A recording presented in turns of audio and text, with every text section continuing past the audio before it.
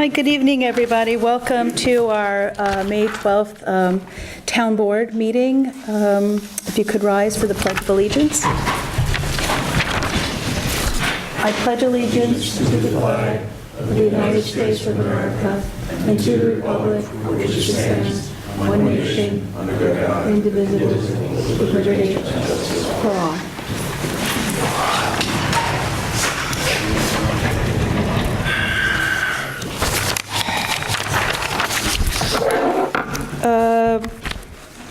Approval of prior minutes. Do I have a motion? Motion. And a second for April 11th, 2014? Motion. Second. All in favor? Aye. Aye. Any opposed? So moved. Accepting the minutes for the regular town board meeting of April 28th, 2004? Motion. Second? Second. All in favor? Aye. Any opposed? So moved. Thank you very much. We have an announcement. We actually have a presentation tonight, a heartfelt thank you to David Baldorf, who served for 30 years as our chair, well, most recently as our chair for the Zoning Board of Appeals. It's a little late in coming, but it's been a long winter. David's been traveling.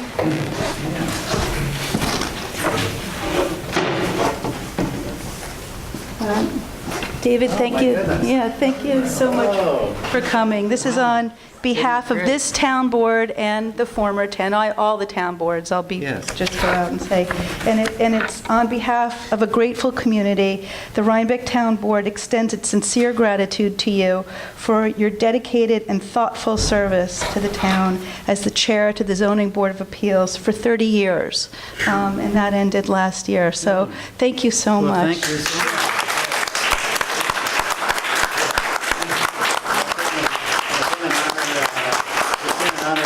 And I really had a good run those 30 years, and what I was thinking back over the time, one of the first things we dealt with when I was on the board was the gardens. And 30 years later, it's still in process. Things move quickly in local government. I had the pleasure of serving with you on a zoning review group, and that's how I got to know you. And you were very thoughtful and kind and thorough, and so I was happy to be able to work with you in that capacity. I know you have a lot of friends and supporters here who also want to thank you. Well, thank you, You're welcome, Elizabeth, and thank you for and coming. thanks to the board. I am leaving the board in very good hands. I enjoyed working with all these folks, and they're going to continue the good work. Yes, I hope so. Would anybody like to speak further, or Michael? Michael West is our current chair. Sure, I'm the new chairman, and this guy, I've been on the board with him for 20-some years. He is such a professional and such a dedicated, not just on the Zoning Board of Appeals, but he's involved in so many things around the town, and he's the type of person we need in this town, who's willing to give up his time to make things better for all of us, and he's a great role model. I just hope I can fill his shoes. He's the best. Really, thank you.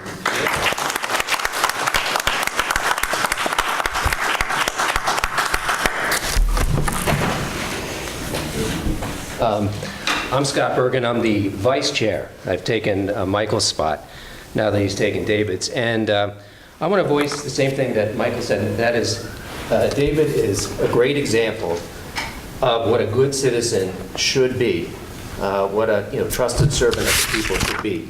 He's been tireless in his efforts with the town. I've had the pleasure of being with him for 11 years and watching this man work. And he runs a great ship as far as the Zoning Board of Appeals goes.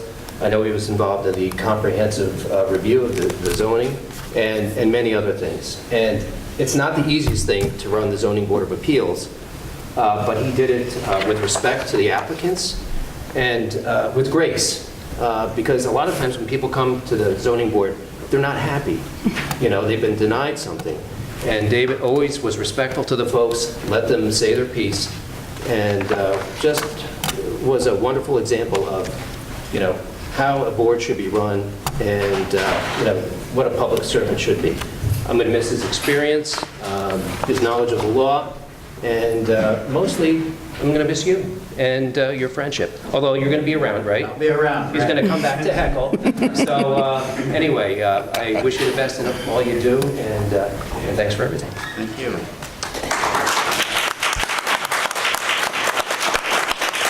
Thank you, Scott. I think a race to the microphone.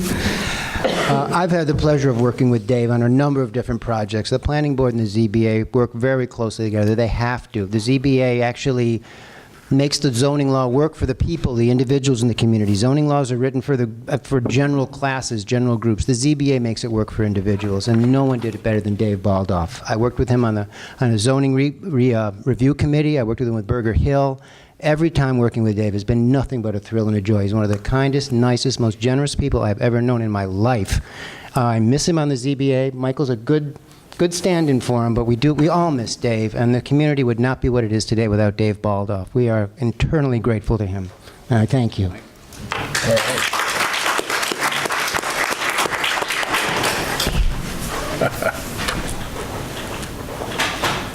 I also got to know Dave as the lawyer for the Zoning Board of Appeals and also as fellow members of the Comprehensive Plan Review Committee.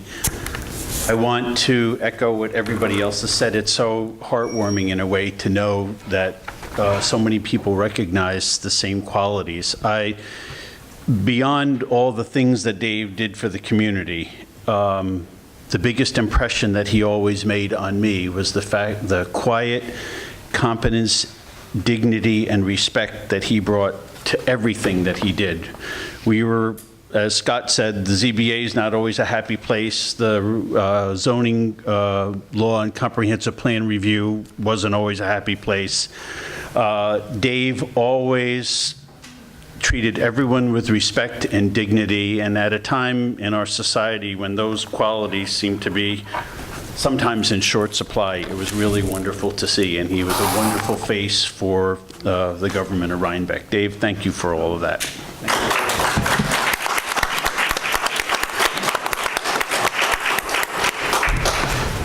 Thank you. Thanks for coming, David, and we'll look forward to seeing you around town. Thank you very much for this recognition. It's our pleasure, a small token. You had Marion here to thank you for all those nights alone. Thanks. I just had one question. Is Mr. West and Mr. Bergen agreeing to serve collectively for 30 years each, or? Is it concurrent or? On the advice of myself. David made it look easy. You all do, so thank you. I'm going to continue with the meeting, and since we have our land use attorney and chair of the planning board here, and I'm going to need help with this resolution. I'd like to go out of order and take resolution number 9, which is 2014-236, approving infrastructure and improvement security agreement. Do I have a motion? Motion. And a second? John, would you like to briefly take us through this and explain it to the board and the public? Yes. Thank you. CSI is the name of an applicant in front of the planning board. They have a site plan and special use permit to construct a commercial building out on Route 9G, out toward the bridge approach. They received final conditional site plan approval from the planning board back in 2012, and they were given a list of conditions that had to be complied with before the planning board chairman would be authorized to sign the final map. Their deadline for getting everything done is May 19th of 2014, which is a little bit more than a week away. One of the conditions that they need to comply with is to post a performance guarantee for the construction of the infrastructure in connection with the project.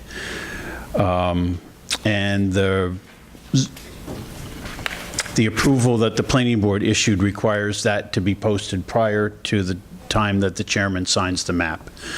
The applicant has been experiencing difficulty in getting the performance guarantee, and it has not been produced as of yet. Their new lawyer has been in touch with Warren Raplansky and I quite a bit over the last couple of weeks. They still haven't gotten the guarantee, but they have until the 19th to produce it. In order to have you ready, or have the procedures ready in case they are able to get the performance guarantee fulfilled, you need to approve the amount of the guarantee and also the form of the guarantee. There's a security agreement in front of you, which is the agreement between the town and the applicant about posting the guarantee and how it's going to be administered. And there's also a cash guarantee. Both of those were drawn up by Warren Raplansky. They've been commented on by me and Michael, and also by the lawyer for the applicant.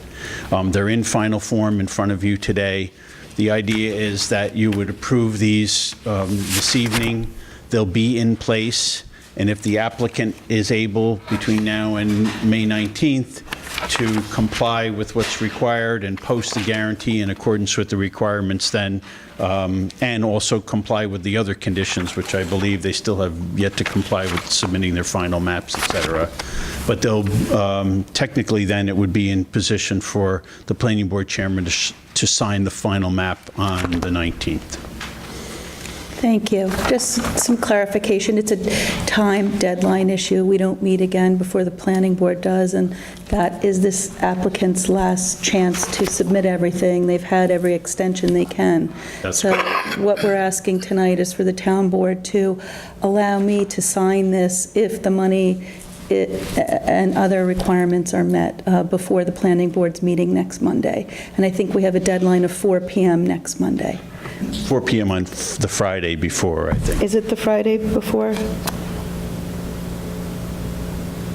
Say the 15th or the 19th? It's the 19th. Oh, the 19th, okay. That is- that was negotiated between Warren and the Yeah, applicants. it's the Monday, 4 p.m. on the Monday.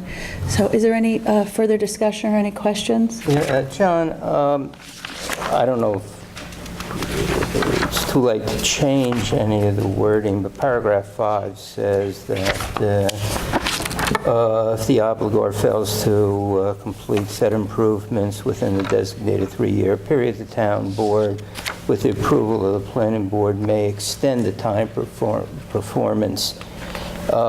If we could add, may extend the time for performance, but shall not be obligated to do so, or some kind of thing that... Emphasizing that it's a discretionary act. Yeah, to make it clear that this is discretionary after 3 years. Yes, you can change these documents tonight if that's... I don't know. Sorry, which paragraph is that? Paragraph 5. Which document is that? This is the first infrastructure and improvement security agreement. First page, last paragraph. It's page 4. That's the second document.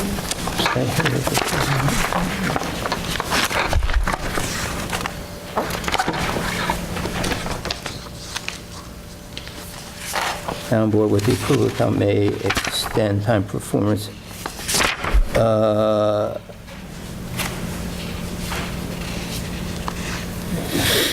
John, do you see that change? The town board may? Yeah, I'm just trying to find it. I only have a red line copy I'll work of this. with John as to where we put that in, but I guess this is on Warren's machine, so he... Yeah, but you can send it to me if that's easiest, and I'll just send it along Okay. to him. I have it. Oh, okay, you have the document, so I think we have to make a motion to resolve this resolution, and we Yeah. have to state the language now in order to vote Well, on it. You have substantially the same form clause in the resolution. Close enough? Yeah, if you say... Does anybody want to make a motion to Yeah, I may move that we approve it with the change to be made, making paragraph 5 of the infrastructure and improvement security agreement, making it clear that any extension is a discretionary act. I'll second that. All in favor? Aye. Aye. So back to the motion on the floor. Any further discussion? All in favor? Aye. Aye. Any opposed? So moved. Okay, thank you. Okay, thank you. Thank you very much for staying and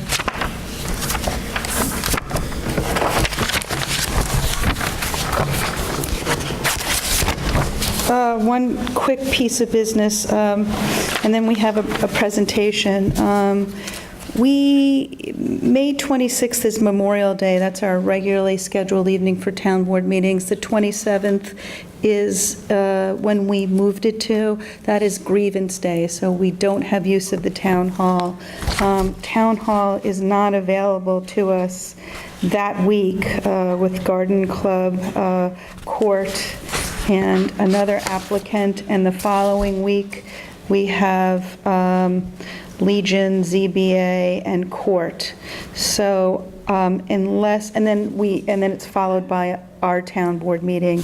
So I'm thinking that we should not reschedule since we don't have an evening, and if vouchers need to be approved, I've spoken to Shelley, we can schedule a special meeting during the day to approve vouchers or take care of any other business, and we'll leave that discretionary and decide at some point the week of the 26th. Does that sound okay? Sure. I Anybody guess else? it always troubles me when we don't meet 2 meetings a month, that there's just a lot of work I see ahead. There's no time that week that... No, it's booked in the evenings, the week of the 26th with Memorial Day, and it's booked the following week except for Friday, but we have our town board meeting the Monday, so we'd be meeting on Friday the 6th and Monday the 9th. No other venue that we can go to? We used to have a meeting at the Rhine Cliff Firehouse, Morton Library. I'm proposing that we, just go with a special meeting as needed. Anybody else have any suggestions? I'm fine canceling. I didn't hear what he said. He's fine canceling and holding over until the 9th. And if we need a meeting, we'll schedule one. Okay. Okay, thank you. Jen Metzger from the town. Can I make an announcement? Oh, I'm sorry, yes, more announcements. Sorry, we've had some issues at the dog park or not at the dog park, at the Thompson Mazzarella Park, where dogs have been off leash and they've charged other people and other dogs. And I just want to remind the public that if you're there with your dog, you must keep the dog on a leash the entire time. That's what the sign says. You must clean up after the dog.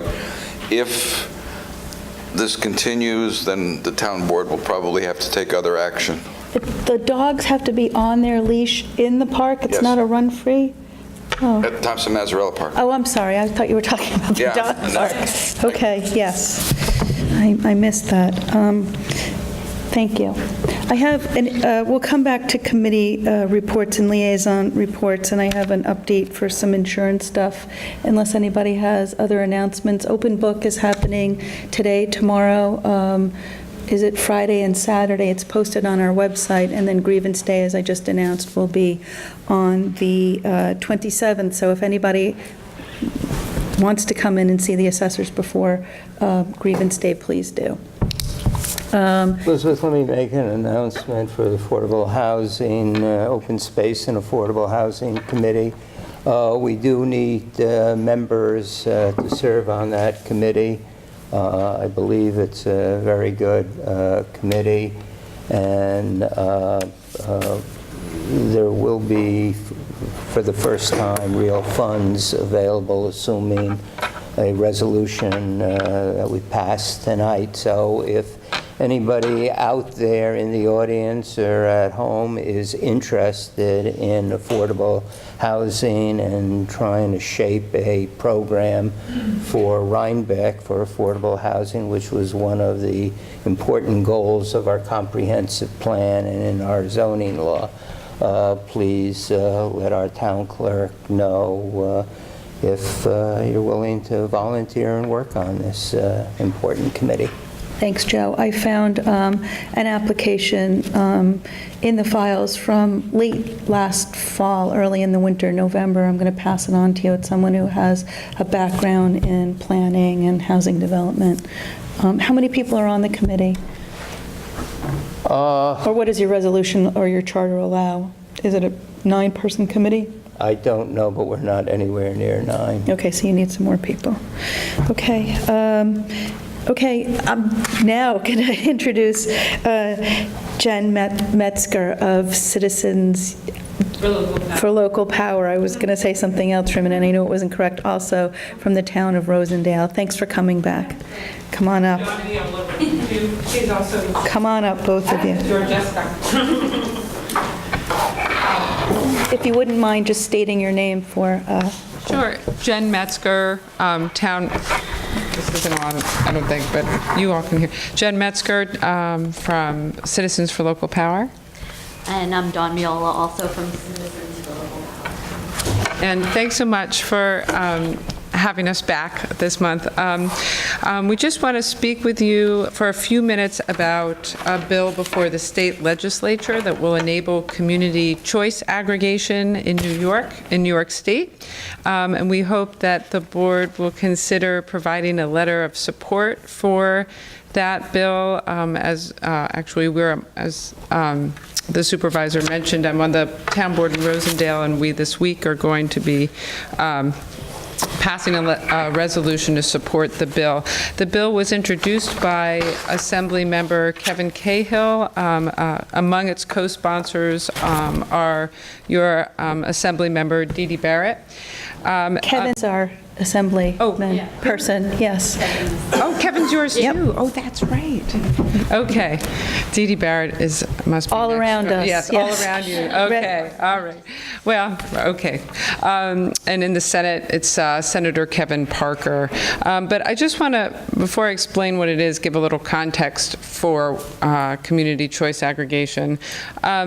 When it comes to our energy supply, we don't really have any control over where that energy comes from. Most of us pay Central Hudson to source our energy for us.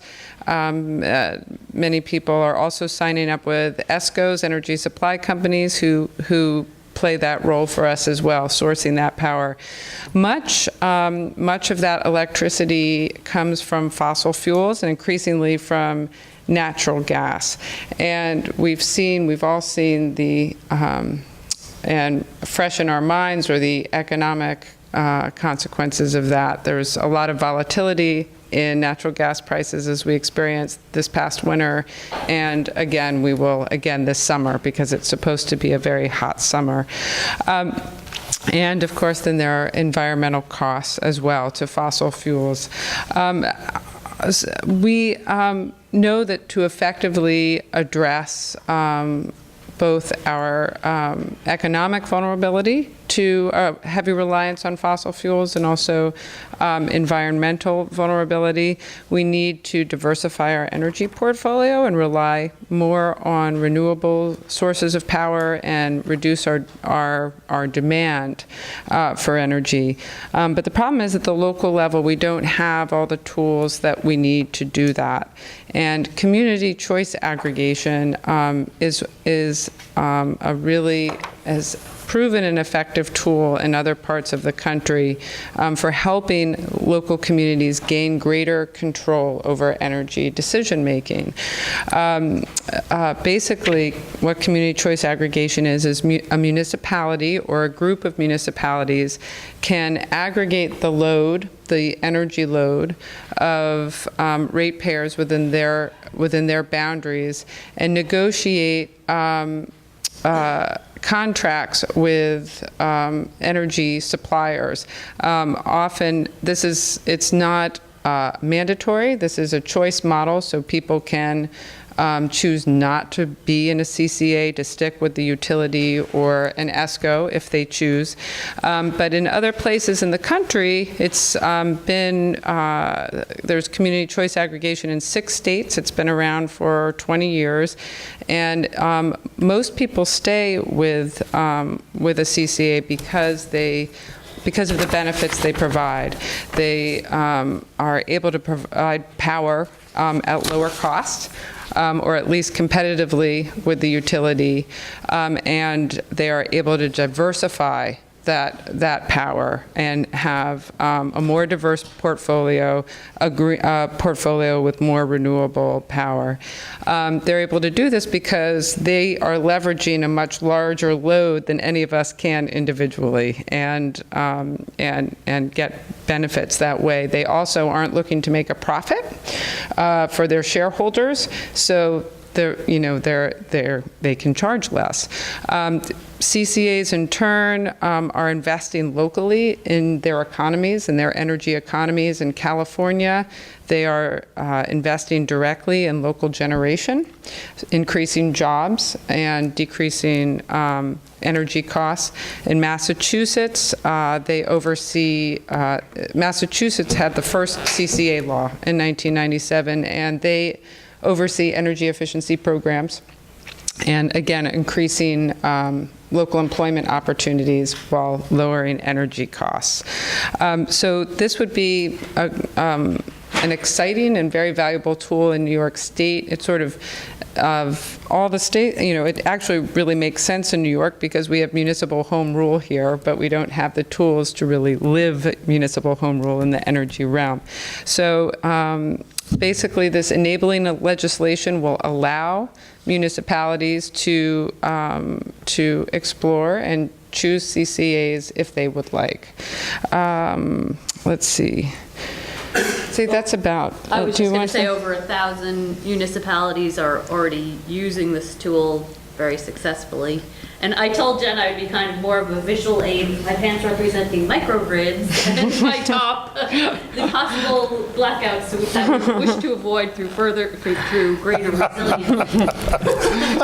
So we developed the bill with the man who. I think you have to speak into the microphone. We developed the bill who is the man who is the founder of CCAs. So we think that we have a really strong bill with a good chance of passing. So we hope that you will support us. You said 1,000 municipalities in the country. Yeah. Great. Well, you're here tonight, and we have a resolution, so I'm going to ask the board to, vote on it. And did you also want to talk to us about another quick initiative? Yes, this is just really briefly. I just wanted to let you know that NYSERDA has created a unified solar permit. This is for systems that are 12 kilowatts or less, rooftop systems, that they are encouraging municipalities statewide to adopt, and they are providing municipalities with a $2,500 incentive just to adopt it. And the reason they're encouraging this is because in New York State, we have like 1,000+ municipalities that all have different regulations and different permitting requirements. And this is a barrier to expanding solar in the state, and it slows it down. An installer has to educate him or herself on the permitting requirements for each municipality, and this is a cost factor. We were actually in Rosendale adopting this permit this week. Red Hook, I guess, the town of Red Hook has just recently adopted it, and the hope is that, municipalities across the state will. So the state will give us $2,500 for adopting this Yes. ease of permitting for PV? Yes. Is it only rooftop, or can it be It's only rooftop, and they're developing another. Maybe we can get another They're $2,500 when they have developing another. permitting process for larger systems. But I mean, some roofs can't support PV, so you have to put, Right, the ground-mounted system. Which won't, right. they're not going And to. that for now, you have to rely on your, whatever local provisions you have in place. But we know in Rosendale, this is a hole in our code. I don't know if you already have code that covers very large systems, but we don't. But it's something that municipalities are going to have to consider as solar farms become. In Massachusetts, I understand they have a solar farm, a community solar farm law. Are we able to do that in They do. New York? They adopted one at the state level for systems that are like 250 kilowatts up. Like No, what really I'm thinking of is, I heard about it on the radio a couple of months ago. The community sets aside land, and then people can individually purchase solar panels and get the benefit from them as if they were on their roof, even though they're in the community space. We can't do this in New York State. You can't right now. You could do that through community choice aggregation. This is like the kind of thing you can do, is you can actually have community solar because you're doing billing and can do it through that. But individuals You wouldn't could be able to also own. do it through, we also don't have in New York virtual net metering yet, or community net metering, which would allow, which would really expand solar in the state, because only about a quarter of the roofs in the country are positioned right for solar. And then you have many renters, for instance, who can't take advantage of it. So having virtual net metering here, and hopefully community choice aggregation will allow that to happen. Thank you. Well, we'll revisit the solar on another day, but questions? Yeah, I'm sorry, you lost me on the second part about this $2,500. Yes. What is that? So it's part of the Cleaner, Greener Communities NYSERDA funding, and most of that, all of that money except for the solar permitting has to be applied for in June. But for the solar permitting, it's rolling, and it goes until September. So you do have to, this incentive runs out in September. You would have to take advantage of it before then, but it's first come, first serve until the money runs out. And it's an incentive to do what? It's an incentive to adopt a unified solar permit that NYSERDA has developed a model permit that streamlines the process. So it requires for installations that meet the requirements. It has to be rooftop, it has to be less than 12. 12 or under, and there are a couple of other things. But if it meets the conditions, then you can apply for it. It's an expedited permit. You can get your permit within 7 to 14 days, and they've already vetted the permitting. From NYSERDA? Or No. It would be, from our we would planning adopt, board? we would adopt it for the town. It would be part of our It would code. be your code, part of So your we building would code. replace what we have in our zoning code with this? Building code for solar. Only for, I don't know if you have code for solar, but if you do, then yes, it would do that. We have the information, and I'll make sure you get it in your boxes tomorrow, and it's something we can look at if it Right, I works think for we got to us. look at it, and we Yeah. got to look at the first thing as to whether Yeah. we want to support something which I certainly haven't seen. Right. I just want to just emphasize that this is just enabling legislation and not required for communities. But this is for community choice aggregation, but it expands the toolbox for communities that are interested. I'll get it into the town board members' boxes and the CAB and the planning board and zoning board and our code enforcement officer, and we'll get some feedback. So thank you for bringing that to our attention. Thanks for coming back. We'll chat about that this meeting on Thursday. Thanks. So out of order here, Jen has brought us resolution tab number 8, 2014-235. It's approving a letter in support of our New York State legislator A8883 and S7087 on community choice aggregation. Do I have a motion? Motion. And a second? Second. Any further discussion? Yeah, what is it? It's just the presentation we got. You are, it's a letter in support of legislation that was brought forth by our state representative, Kevin Cahill, to form a community aggregate, which is a different type of metering or buying of energy. It would give community members more choice. There are two bills in the state. My own reaction is I would like to see the legislation before I'm asked to vote on something. This is somewhat irresponsible, I think, to vote on something where we haven't seen what we're supporting. Well, I've read it. I forwarded it to everybody. If you'd like to table it, we can, but Yeah, I think we should, and I'd like to see a copy. This is a proposed bill in the legislature. Did we share that with you on this? Yes. Okay, because we can share it again. But yes. Any fur- you can't speak from the audience. It's better to come to the microphone. Is there any further discussion? Do people want to table this? I've read it. I'm not irresponsibly proposing this. Okay, no, I'm in but- favor of it. I've read it. It's in the legislator. I think it's good for our citizens and good for our community. So it's been distributed. We could certainly table it if people haven't had a chance to read it. We have an open motion. Yeah, I would table it. I have not read it. Is there a motion to table this? I so move. Is there a second? Second. All in favor of tabling? Aye. Aye. Against? Against. I read it too. The motion to table passes, so we will, doesn't it, 2-2?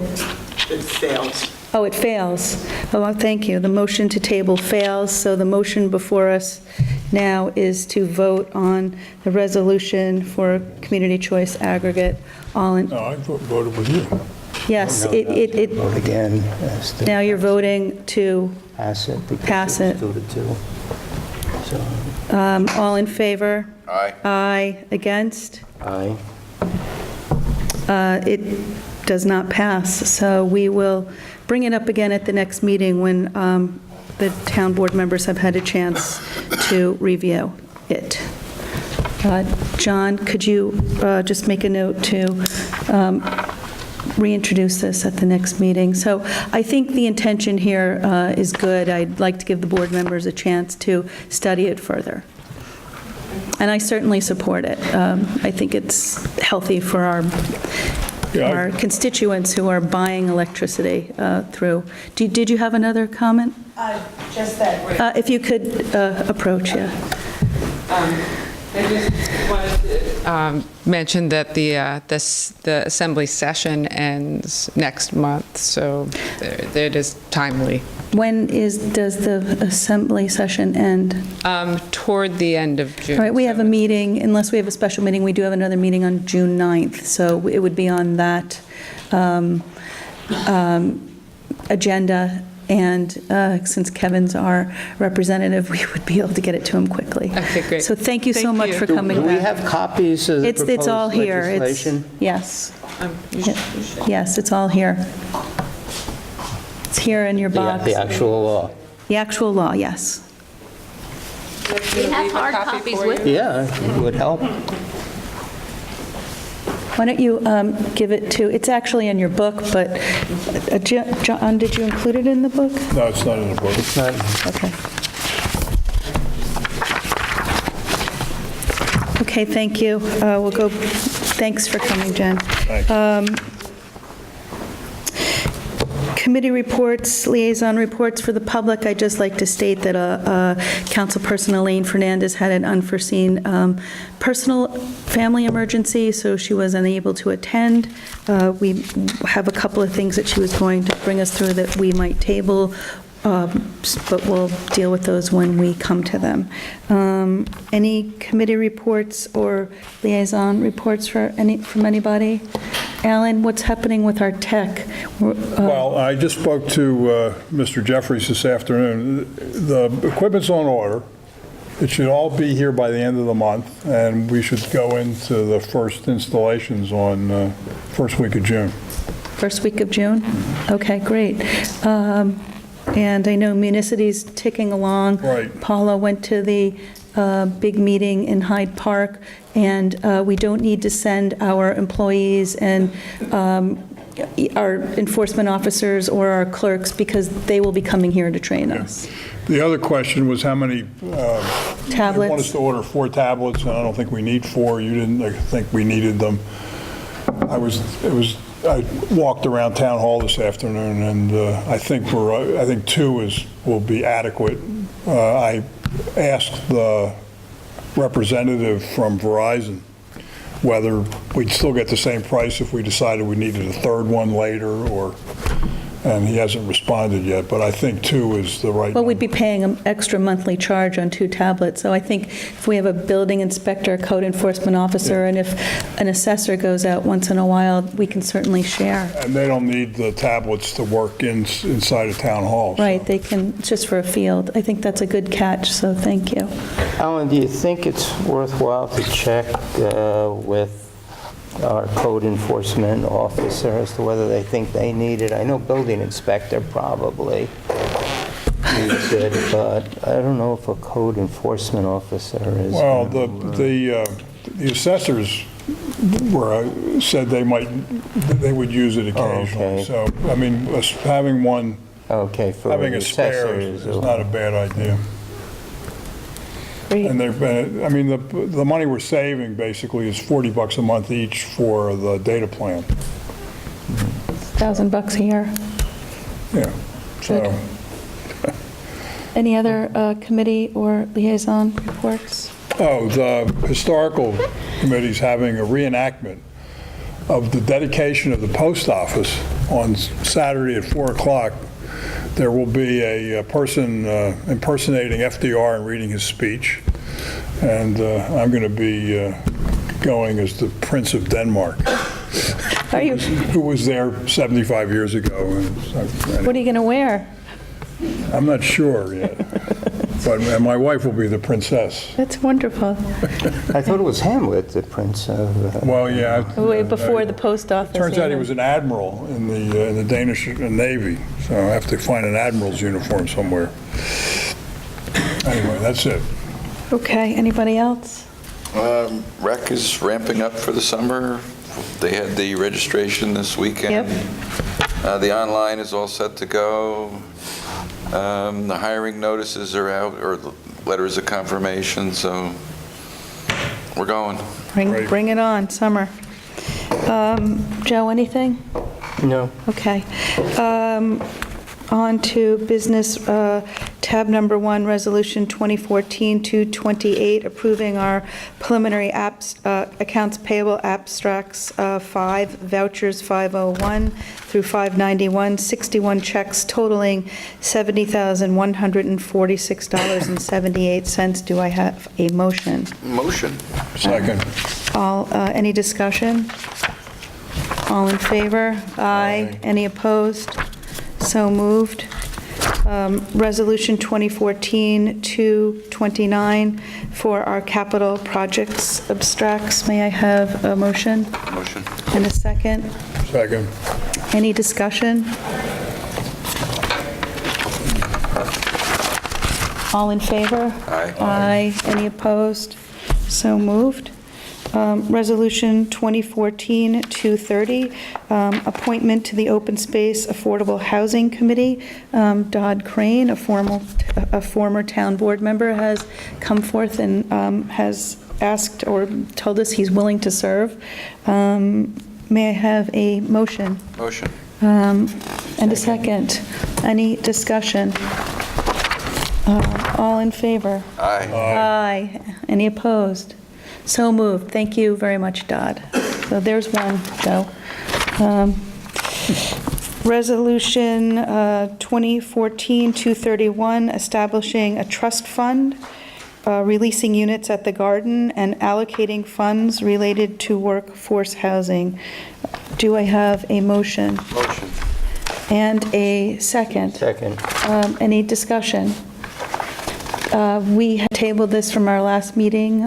The Gardens units that were set aside for workforce housing are not being sold within the program. The sponsor has asked for them back, and we've negotiated, Joe's negotiated a fee for that, so we're asking that you allow me to sign the release, return the units that we reserved. We still have some money. We're asking to set up a trust account for this money to be allocated for affordable housing. Right, and the first 25,000 will go into the Parkland Fund. Everybody? Did Warren review the trust fund? No, the trust is just what Shelley said, that we call it a trust so we can put it into our trust and agency account. It's not a formal trust agreement. It's It's just a bookkeeping procedure. We learned about that at budget school this week, too, so. So it's like Parklands then? Yes. It's dedicated to a purpose. Any further discussion? All in favor? Aye. Any opposed? Motion passes.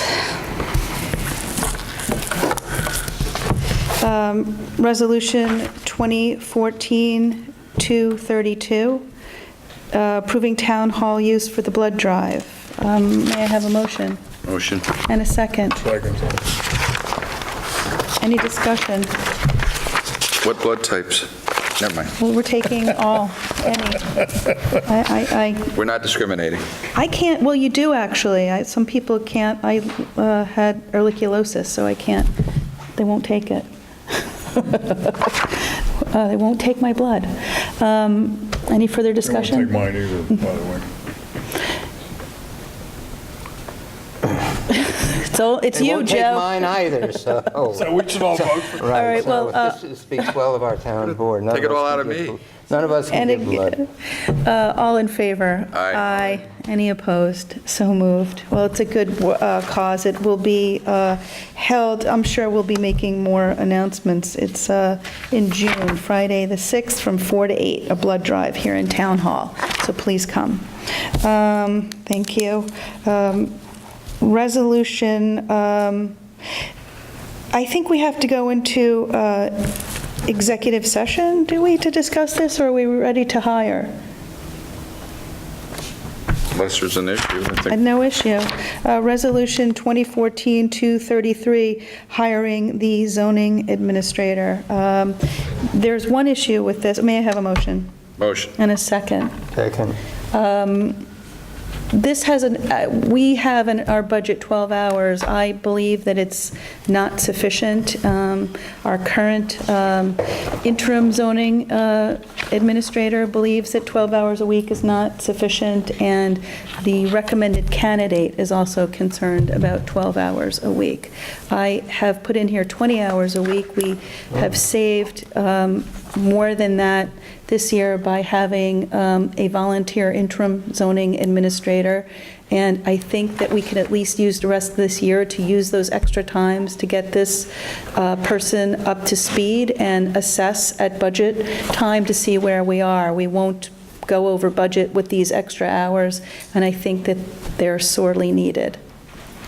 This is for the zoning enforcement officer? Yes, the civil service title is zoning administrator, and it's contingent upon this person meeting the civil service requirements being approved by civil service. So you could say zoning administrator, or our code says zoning enforcement officer. Is it possible to say up to 20 hours as opposed, because I think if you appoint her for 20 hours, she's going to use 20 hours. It may be less, I don't know, but...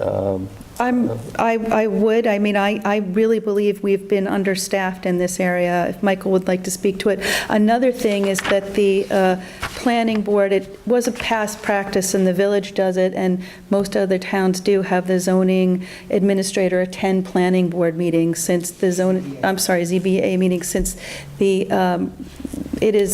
that position is the gatekeeper for the code. Not sure why that's necessary. The zoning enforcement officer will hear what was the variance that were granted or not granted. Actually, perhaps I can speak to that. Anything that goes before the ZBA first started with the zoning enforcement officer. And so it's very helpful. I've been told by the ZBA, I've been going to their meetings, that it's extremely helpful for them to have me there to explain why they're having certain things on their agenda, certain use or area variances. It's also been extremely helpful because the planning board and the ZBA coordinate seeker together. The planning board and the ZBA have agreed that the planning board, if it's involved in a project that requires variances, the planning board will do seeker. And therefore, the ZEO functions as a liaison between the two to make sure that the ZBA knows what type of seeker determination, what type of seeker study is going to be required, and when the seeker process is finished, because they can't act until seeker is completed any more than the planning board can act.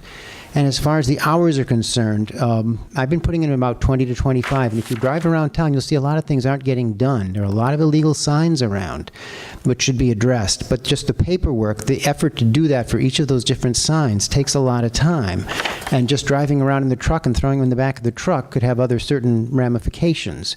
It's basically, the ZEO is also required to issue a certificate of use. For example, I'm supposed to go out to the gardens this week and inspect all the different units they've just currently completed to make sure that they meet all the site plan requirements before a certificate of occupancy can be issued.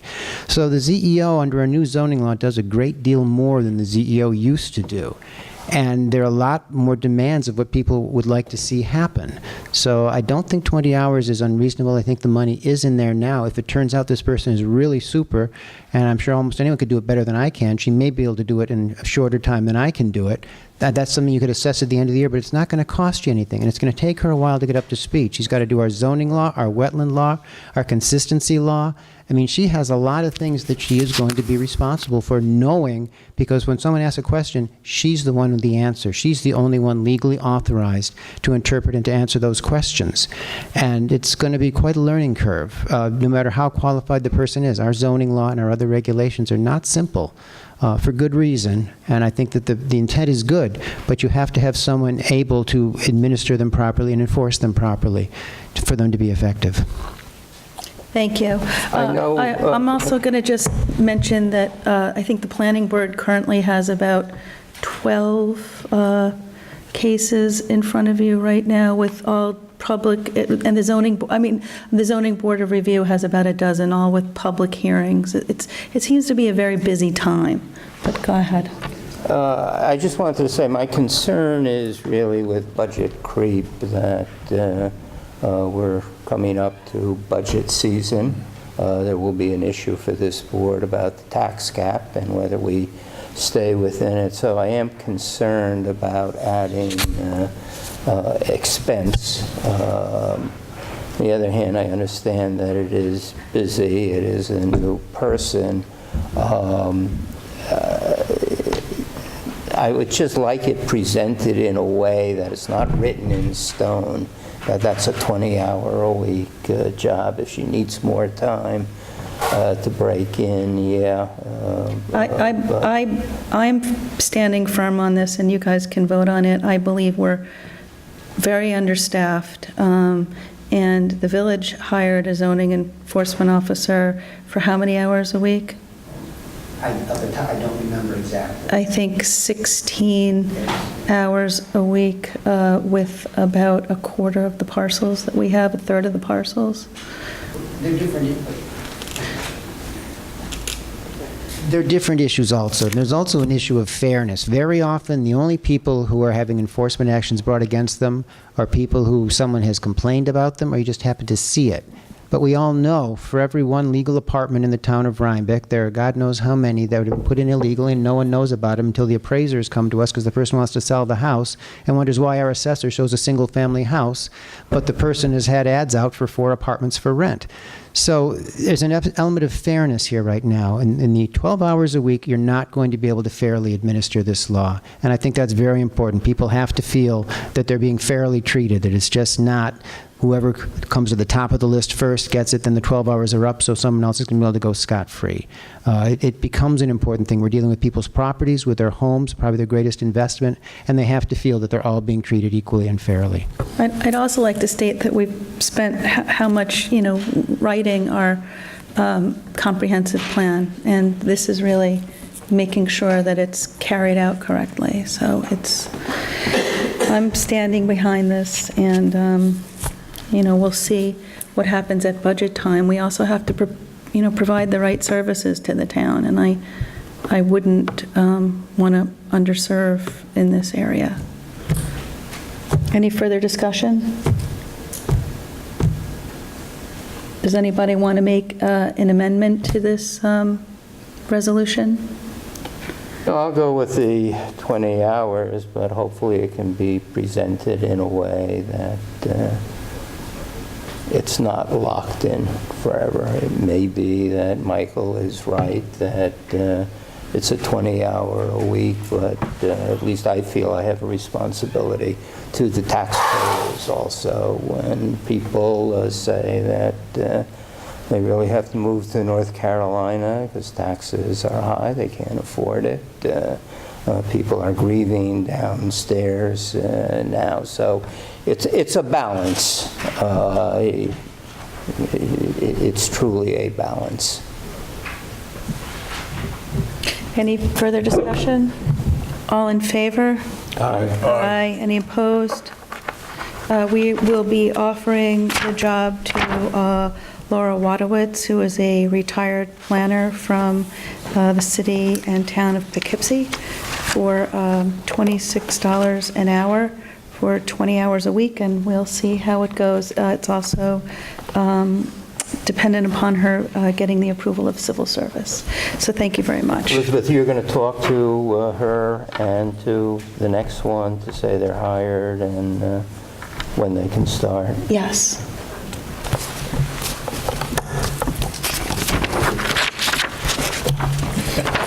So Michael. And we have to thank Michael for serving. Michael, thank you for the many months. You're not quite off the hook. There's going to be don't leave us yet. There's a transition period. I really appreciate it. Yes. This is someone who's very knowledgeable about zoning law and our LWRP, and she was impressive in her knowledge. So we've all met her. It's unanimous. Michael's met her. I'm hoping that this is a good thing. So thank you for helping us out, Michael. Your idea of fun is great. Resolution 2014-234, hiring a zoning secretary. May I have a motion? Motion. And a second? Second. This motion is to hire Lee Reynolds Mueller for $12 an hour to work 20 hours a week as the secretary to the Zoning Board of Appeals and to help out in the building department. I'll just say that we all met with her. The chair of the Zoning Board of Appeals has met with her. We included him in our interviewing, and Joe spearheaded the interviews. Thank you very much. And I think she's impressive and excited to work with us. Is there any further discussion? All in favor? Aye. Aye. Any opposed? So moved.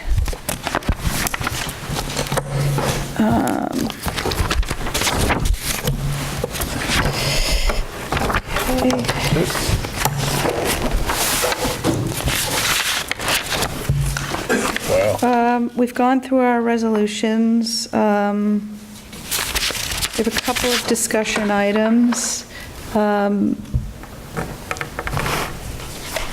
Joe, why don't you take us, we'll take them in order. The cell phone tower, we have an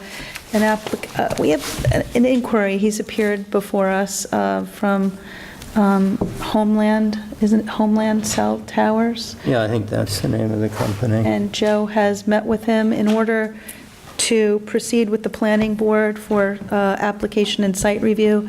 They require a non-binding or at least a meeting of the minds in terms of a standard contract. So we've been discussing that. This would be contingent on all town approvals. It doesn't supersede it. It just lays out our financial gain.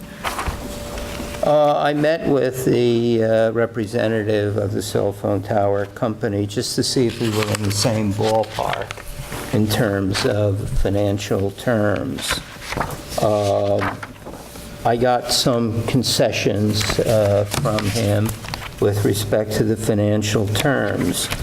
What I don't know, and he's supposed to send me some agreements he has with other towns, but I think it behooves us if we can find some other towns that have cell phones where it's on town land to see what the compensation. I think, Elizabeth, you said you were going to ask the mayor as to his contract.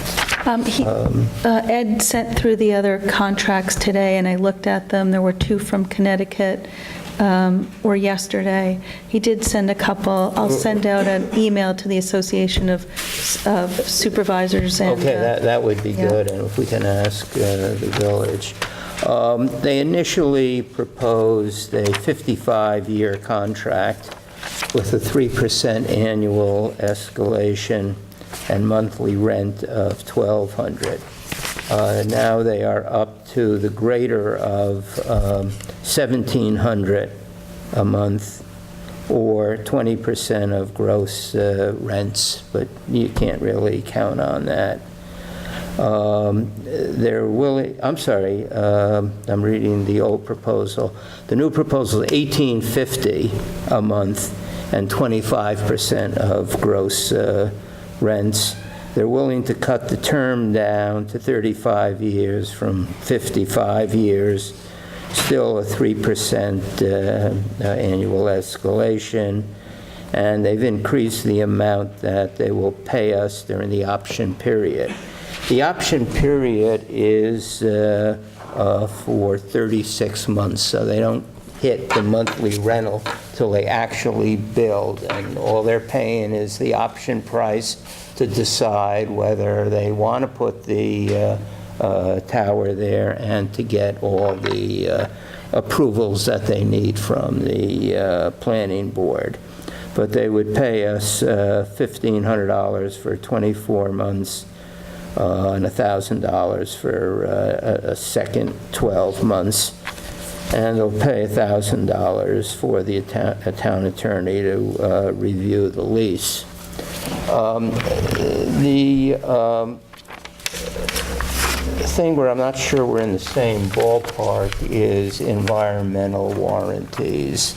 They know that it's a transfer station property, and it may be tricky with respect to hazardous substance and what they want from us. They know that we take in electrical components, batteries there. They're, if we go forward, they'll send a revised draft of the environmental warranties. So where we are is they're waiting to hear from us as to whether we're in the same ballpark on financial terms. Then if they are, they'll send a revised contract, which we can look at it, get it into a shape that looks good, and then pass it by the town attorney. So I would propose to tell them that we're looking over the contracts that he sent. We're trying to find out information on other municipalities as to what their financial return is, and we'll be back to him shortly. Yep. When I talk to the mayor, and I'll send out an email to the other Dutchess County supervisors. I talked to John Lyons about it briefly, and he has done a ton of these contracts. He had some points. You may want to talk to him. He had points about co-leasing and escalations and things that are maybe a little bit more nuanced that could bring us more revenue. So is there any further discussion on this? Or? No, that's... Joe, thanks for doing it, and I think we're on the right track. I'll forward the information to you. Any questions from the public on this? Or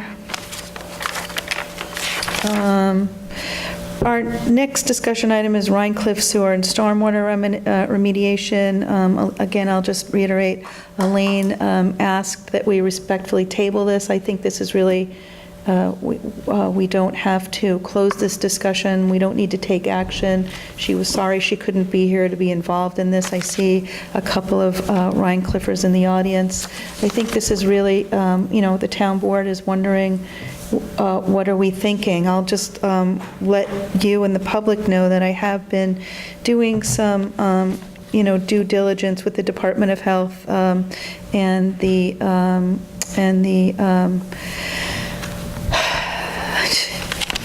DEC in Millbrook, just because we keep saying there are things on the record, and I'm seeing exactly what's on the record. I'm playing phone tag now with the head of the division in Millbrook. I was at budget school at the end of last week, so I'm hoping to connect with her next week, but there seem to be, several dozen houses that are in peril.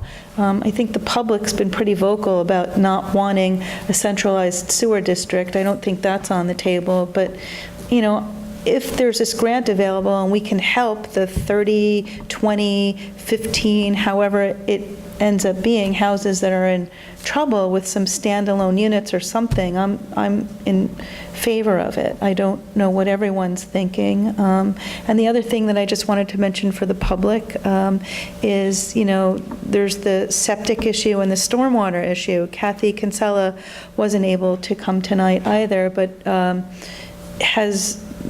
I've spoken to her about this. She said publicly many times she is happy to work on this, but there's nothing more she can do with stormwater drainage remediation without an engineering plan. So she's reached her limit on it, and Rhinecliff is only one area in Rhinebeck that has issues with stormwater problems. So we have to address the town as a whole. This grant would be to concentrate on Rhinecliff in the stormwater area. So Kathy said publicly that she's, without an engineering plan, she's gone as far as she can go.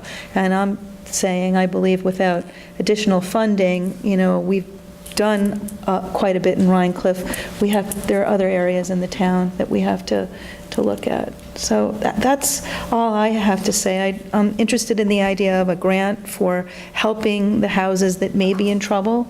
I've heard the public. I get the not wanting to create a sewer district and a centralized sewer system.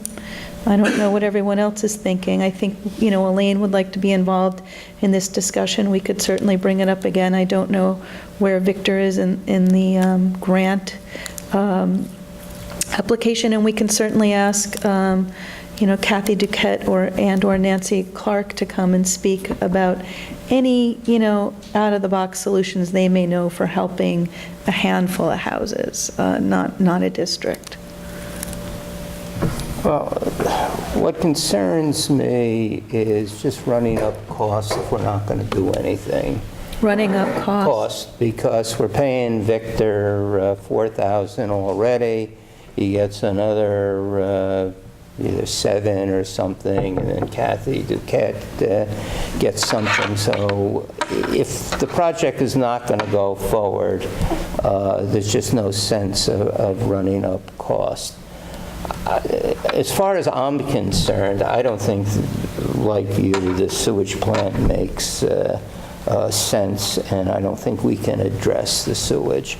I would be very surprised if you can get a grant to solve 35 homes' sewage problems. So I think, if anything, we should focus on stormwater. Now, even with that, I heard people in the audience say, look, if you're going to start digging sewers in the street, you're going to weaken foundations of the... Sewers or drainage? Drainage, but it's a sewer also. You got to put sewer pipes in the street. And so when I say sewer, I mean drainage, well, it's stormwater. Okay, it's two separate things, though. They don't... Yes, at least in my mind, I think sewers, sanitary sewers, are just not for us, that the community is too divided. I think it would require a special sewer district. I think it would require construction of a sewer plant, and for a number of reasons, doesn't seem to me to make sense. So I think the focus, if we want to go ahead, should be stormwater. And even that, I'm not sure we want to go ahead. And I guess I'd like to explore sooner rather than later whether there are risks there for homeowners, and not let the project go on and on where we're running up money and then we're going to decide, hey, we're not going to do it. Well, I think that's why you need an engineering study. That may be, and maybe we need the engineers and Victor to come again to see what we can do in terms of a grant, and at least they said engineering costs could be part of the grant.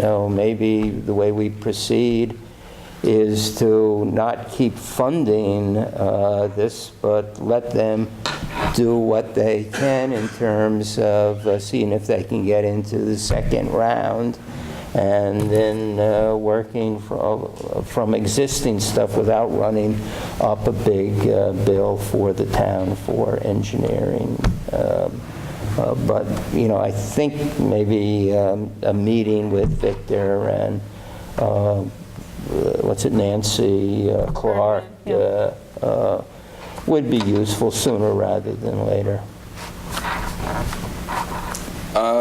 Where I am with this is, it sounds like everybody's on their own for the sewer part of the thing.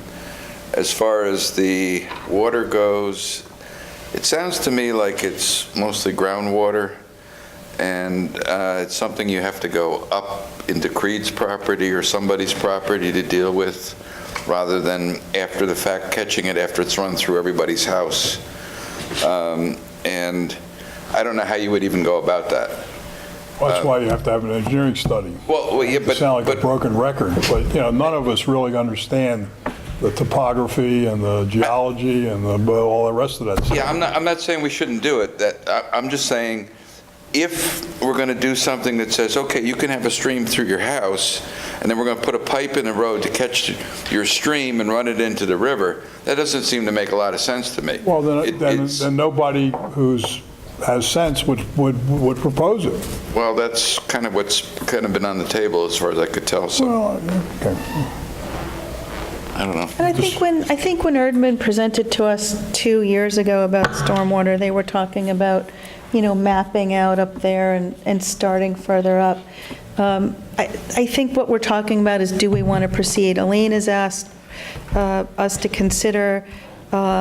She would like to participate in this. Yes. She's a very, you know, dedicated to the She lives there. hamlet. Yeah. So I think we can bring it up again. I think we can talk to, you know, Victor about not spending any more money on him and seeing where he goes.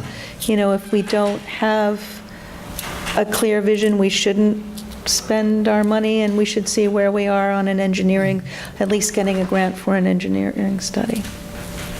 I see some Rhine Cliffers in the audience. Would anybody like to, any new comments, or come on up?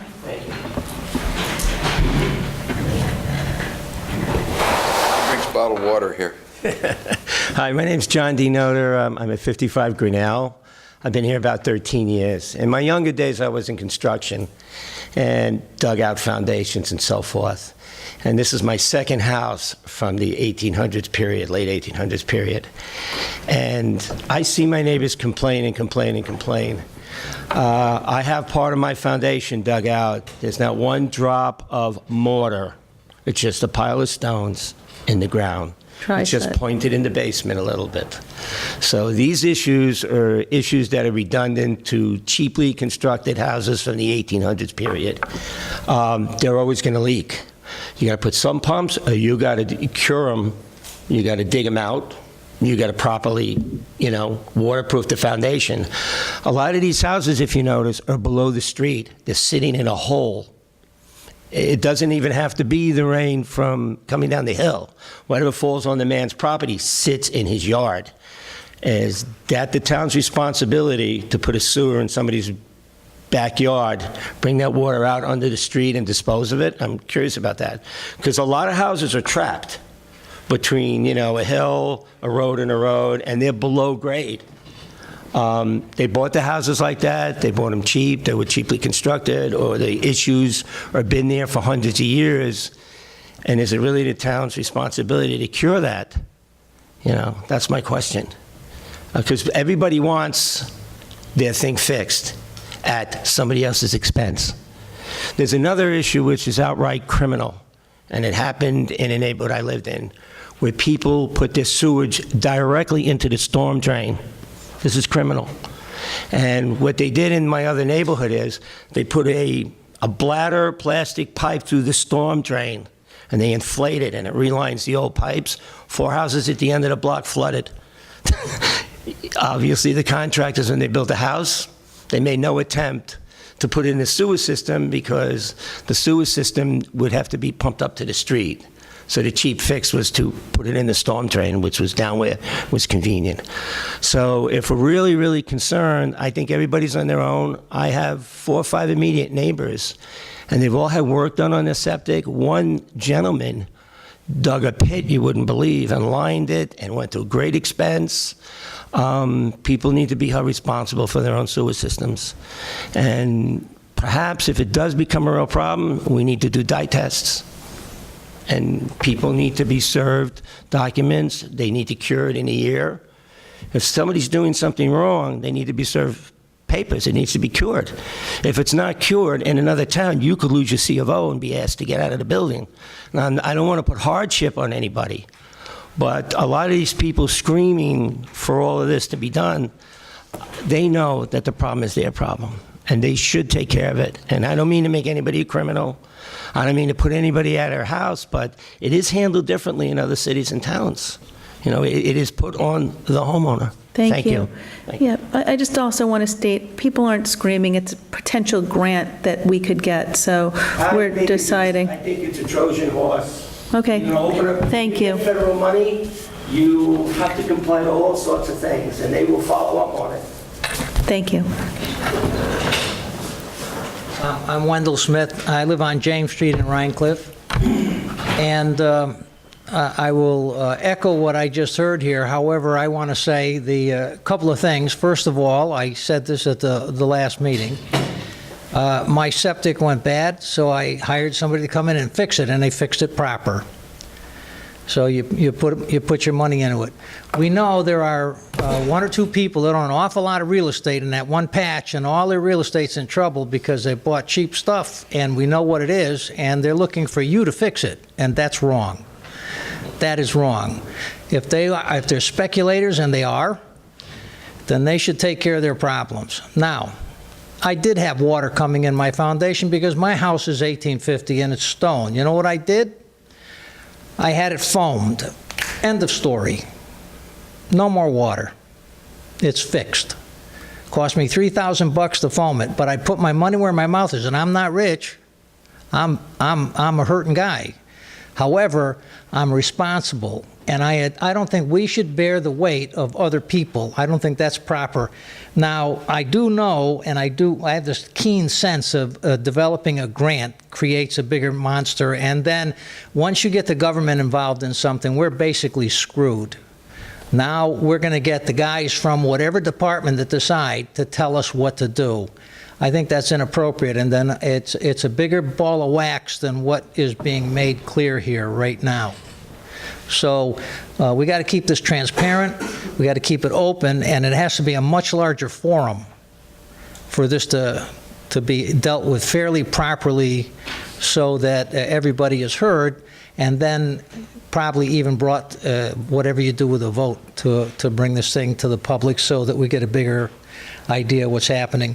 And I heard somebody say in the last meeting, which I thought was very appropriate, I don't think this should end up becoming, if it is something that's foolishly brought into a grant and then stuck with a sewer plant, that we end up paying not the $1 million grant is absolute fallacy. we're going to end up paying $40 or $50 million for that, and we all know it. I think then all of Rhinebeck should share that cost and not just Rhinecliff. It should be shared by the entire town of Rhinebeck. Just split the cost amongst everybody, right across the board, not some local thing. That's what I have to say. Thank you. Hi, Andrew Shepard from Rhinecliff. Just two things. One is that this really isn't the purview of the town board. This is the county's health department's responsibility. They handle wastewater. And they're... Wastewater or sewage? Same thing. Yeah. Well, there's two. Stormwater? Right. No, but the one issue in terms of people's septics and stuff. So you're talking about sewage now? Yeah, it's their responsibility to deal with that. The other thing is, from what people said at the last meeting about water going through the basement, what occurred to me and also to my friend Matt is don't give people mistaken hope. There are many people in Rhinecliff where water is coming through their basement. It's not storm water. It's water that goes through after a month of no rain. There's still water going through there. And nothing you do is ever going to fix that. Your responsibility is for what's washing on the roads, and that's pretty much it. The issue is not, for most people, stormwater. It's that constant water that's flowing through, and it's, I bought a house that's got wet basement, and that's, my responsibility and my problem. They don't offer them false hope that you're going to be fixing this situation. Yeah, we're talking about stormwater on the streets. We're not talking about creating a community of dry basements, but I think we hear you. Right, but that's when people in Rhinecliff complain about water, most of what they're talking about is what's constantly there. And the truth is, if you do start digging it, you're going to be shifting where that water goes underground, because it's all through fractures in the rock. So you may take... one person might benefit, one person might find that they have water coming in their basement because of what you did. It's a very tricky situation. Thank you. I must say, I'm not sure that the problem is runoff from the street. I just want to be clear. The highway department did a lot of work with stormwater runoff. They put in some new catch basins, some new culverts. The only thing that I'm talking about is Kathy said she's done in Rhinecliff without further engineering. So I just want to be clear about that one aspect. We're talking about there were areas that flooded terribly in the summer, that froze, patches of ice rinks and little at junctions. Junctures, that's what we're talking about there. But I hear you. Hi, my name's Steve Hutkins from Rhinecliff. I spoke at the last meeting at length, so I'm not going to repeat everything I said back then. But before I say anything, I just want to say I'm glad that you're paying attention to our historic post office. I'm not sure if you know this, but historic post offices across the country are being sold, just like the one we have here. I run a website called SaveThePostOffice.com, which is about fighting to prevent the sale to post offices. And we have one of the most special post offices in the country right here. So it's great that you're doing that. With regard to the stormwater and the wastewater problems, such as they are in Rhinecliff, I'm a little confused about where you all are in the process, because it was my understanding that you voted in November, the board did, just two of you, but the board voted in November to authorize Mr. Cornelius to proceed with the grant process, and now I'm pleased to see that you're continuing to discuss that, but it seemed that the board had already authorized him to proceed. So it would be helpful if you could clarify where you are. I think it's a multi-stage process with Victor. We gave him a very little amount of money to do the first part of the grant, and we don't have to go on to the second stage if we don't want to. Is that accurate, Joe? I think so. My understanding of the process is that you submit a letter of intent to the state, but it's ultimately federal money. And then they'll tell you whether they would consider a formal proposal. And then if you make it to to the second round, you'd submit a formal proposal with some engineering and a sum of money request. At this point, they haven't even issued the call for the first stage, which is the letter of intent. First stage that was due in December or November. Due in December. So nothing has been filed anywhere. But that's because the state hasn't The feds and the announced state, yeah. Yes. So is it your understanding, though, that when they make that announcement, he is going to proceed because you've so authorized him to do so? Well, he could, but Unless we turn him off. Unless we say no. And that would only be stage one, where we're not paying him that much money, and we could choose to opt out. So is the board considering another resolution that would basically undo the November resolution and put a stop to this? No, I think we want to hear from the public. That's what we're here for. We're not making a decision tonight. I Elaine would understand like that. to be I involved in understand that. I'm just trying to get a sense, because it Of what the seemed... process would be, we could Well, decide not to go any farther. Well, the reason I ask is that I wasn't paying much attention, I have to admit, until recently. And then I went back and looked at the video of the November meeting. And it seemed at that point, I couldn't tell if there had been discussions prior to that November meeting, but it seemed from, correct me if I'm wrong, that was the first time that the board had discussed this, heard from Mr. Cornelius, heard from 3 members of the Rhinecliff community, and then voted, although one of you suggested that we should wait, you should wait, on authorizing Mr. Cornelius to proceed. Now, if there are things that happened before that... Yeah, I'm just going to correct me. clarify. This was the first time that board had discussed this grant, but 2 years before that, I think when I was first elected on the board, there was an issue before us. We put out an RFP for stormwater drainage. We had Chazen, was it? Erdman. We had 2 years before that, we had dealt with this on a little... Stormwater. Stormwater. Where sewage came up, if you look at stormwater, you're going to have to deal with sewage. So we had gone through a preliminary study of that. That's why Victor came back to us, because he had been involved 2.5 years ago when we looked at it a little deeper, and we pulled the plug on that because of the lack of just a community input and the funding it would take. He came back to us and said, hey, remember that thing we were talking about 2 years ago? There's some funding available. Would you like to look at it again?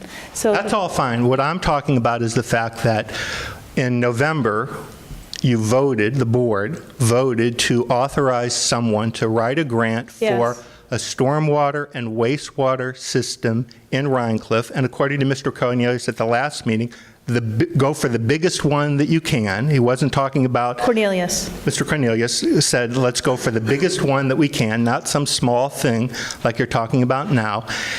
Without talking to the people in Rhinecliff, the board voted to authorize him to proceed to submit such a grant. Well, that seems to me very problematic. I've done a little bit of research in what the proper procedures are if a town is interested in pursuing this path. And it begins with identifying the scope of the problem, considering what the impacts of the proposed solutions would be on land use policies. A whole public participation process should be initiated. Way, way, way down the road, you start talking about seeking funding. This board started the process by seeking funding. And then, presumably, if the money would have come in, you would have come to Rhinecliff and say, well, how can you say no to all this money when there wasn't even a discussion with the community about what the problem was? I think it's a slight, I understand how you're seeing it that way. We were presented with an opportunity to get That's funding. fine. You were presented with an opportunity and you wanted to act. Excuse me, let me finish.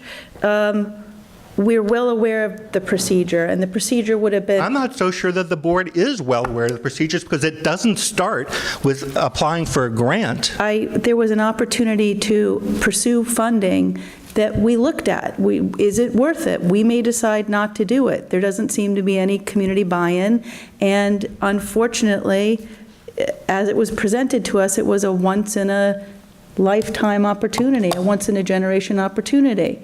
Look, we understand your point. There's it's silly to argue with us. We understand what you're saying. It's silly to argue with you.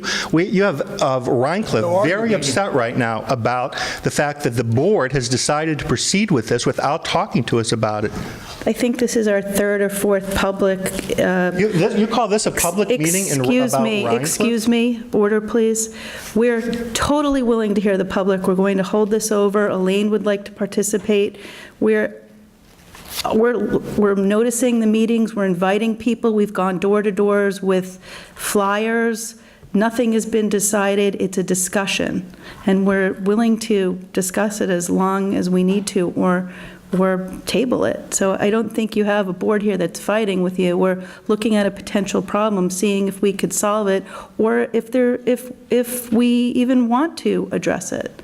So I think we're agreeing with you. I could also appreciate some clarification on the issue of Kathy saying that she's done all she can in Rhinecliff without an engineering report. I'm not quite clear what that means. Was the grant about supporting this engineering report, or is the town talking about funding an engineering report itself? Because I'm hearing that, correct me, as we're not going to fix anything in Rhinecliff until we apply for this grant and do an engineering report. I'll clarify this one more time. I wish Kathy were here. The Highway Department has been very proactive in fixing stormwater runoff in Rhinecliff. There were several areas that were, as I said, pooling, freezing, puddling.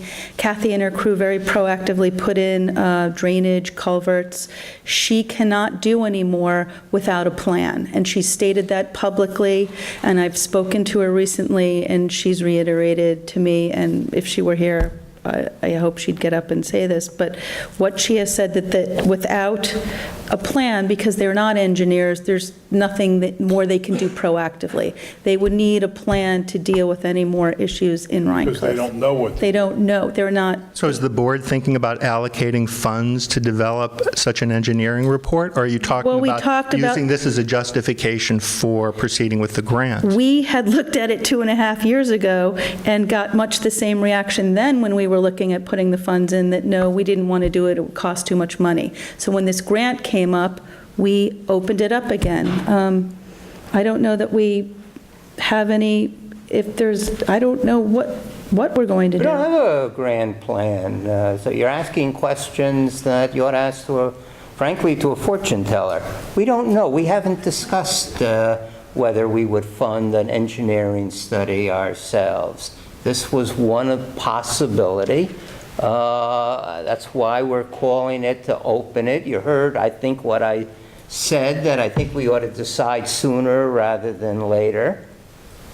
But I think we're taking a responsible process. We had a lot of people here at a previous meeting. We are going to discuss it in future board meetings. We can call Victor Cornelius off anytime we want. We can involve our consulting engineers and get their opinion, or we can close it if the community doesn't want it. You know, we're trying to be responsive, so.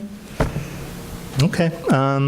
It's just, we're getting, it's kind of like, I'm hearing things like, how many communists are there in the, like when you say, how many houses might be in violation? Well, one second you said several dozen, which sounds very bad, and then a few seconds later you say, it's just a handful. So, things are being thrown around about like what's going on over in Rhinecliff. Nobody knows what's going on in Rhinecliff, and without more study, we can talk about it. It's like throwing darts in the dark. We can hire an engineering firm who can come in and look at it, or if the community doesn't want to, we don't have to.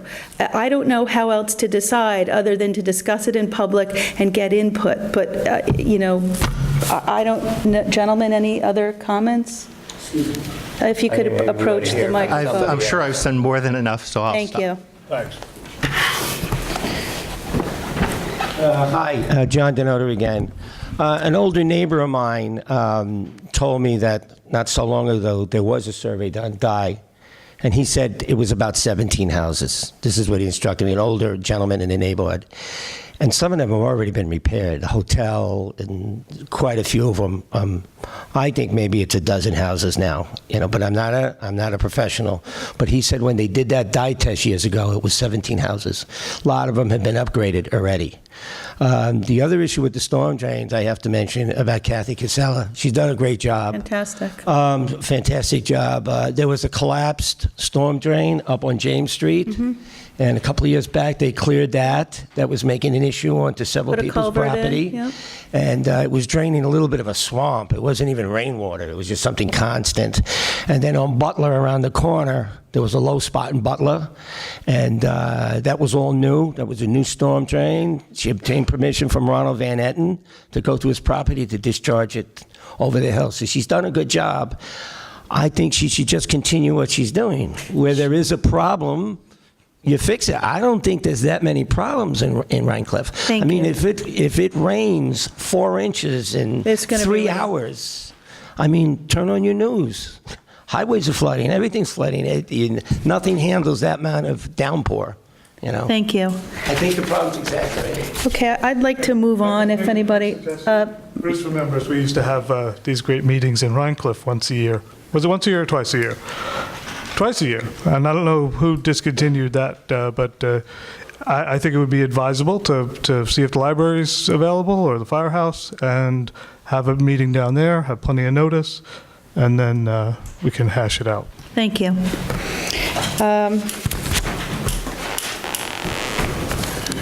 Any other comments, guys? Moving on. I was going to update everybody on the budget process and some state mandates. I just got back from school in Saratoga, Office of the State Controller. I'm still taking notes. Shelley and I went. There are a lot of new and exciting state mandates coming up that we'll have to comply with. But the thing that, looking forward that we're going to have to see in budget session is the state is having a tax cap tied to an incentive for our STAR recipients. We will have to comply with the budget cap for 2 years and come up with a 3-year consolidation savings plan. So we will have to consolidate or share services and save the town as much money as our cap, more with a formula, in order for our STAR exempt residents to get a check back from the state. Based on the number, I think we have about 1,700 STAR residents in the town and village in the town of Rhinebeck. I believe the Association of Towns representative who was giving the seminar said our residents could look for about a $30 check. So we're going to have an excruciating budget session. We're going to stay within if we decide to stay within the tax cap, it'll be about 1.45. We'll need to do it for 2015, 2016, and have a 3-year plan in place. They're looking to consolidate governments, taxation districts, fire departments, lighting districts, sewer districts, libraries, whatever they can consolidate. Yeah, they would like to see less. I think, there are 30 taxing municipalities in the county, 2 cities, 8 villages, 20 towns, but about 360 taxing, school districts, anybody who can levy a tax. So the governor and the state is really pushing to streamline that. That's what we're going to be looking at. I'll continue on writing up my notes and try and present them all to you in your boxes, and we can talk about them at our next meeting. But it was certainly good to attend, and Shelley went with me, and that was helpful, so thank you for sending us. Elizabeth, my understanding is on the sufficiency that they would take into consideration, I don't know if there's guidelines yet, past deficiencies, such as we're doing the assessment for the village. I don't think so. I think it has to be within a year. Villages don't assess anyway, so. Okay, but there are things that we do for the village, so I think We have some savings already. Yeah, right, but I don't know if guidelines have come out with respect to You're past right. I don't know if the efficiency and consolidation plan has teeth. We're not sure yet. We might just be able to say, here's our plan, and if we don't adhere to it, our taxpayers have already gotten their check. I don't know. We don't know yet what comes after that. We don't know if they say, okay, now give it back to us, or, it's gone. So that remains to be seen, but you're right. Right, and past efficiency. Yeah. I'm confused. So am I. It's not the 1,700 star getting 30 or 40 bucks. It's the 3,800 parcels not getting a tax increase. Well, there's that. We have to adhere to our tax cap, which we've been doing in the But town. that's the real benefit and the real purpose of this. It's also, some believe, a